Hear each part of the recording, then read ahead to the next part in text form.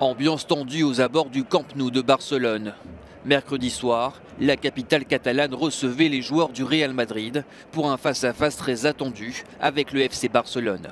Avant le match, plusieurs centaines de personnes se sont réunies pour réclamer l'indépendance de la Catalogne.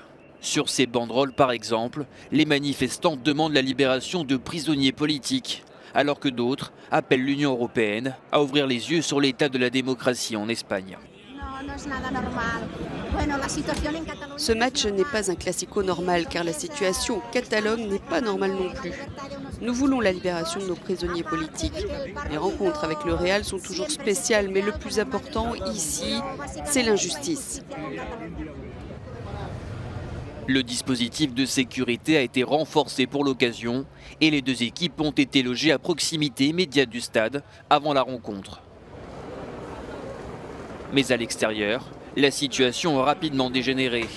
Des affrontements ont éclaté entre policiers et manifestants qui, pour certains, avaient le visage masqué. Et des bennes à ordures ont été utilisées comme barricades avant d'être enflammées.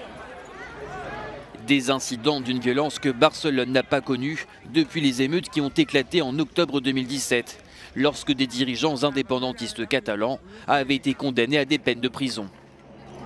Bilan des émeutes, une cinquantaine de personnes ont été blessées et 5 manifestants ont été interpellés pour un classico qui s'est conclu par un match nul.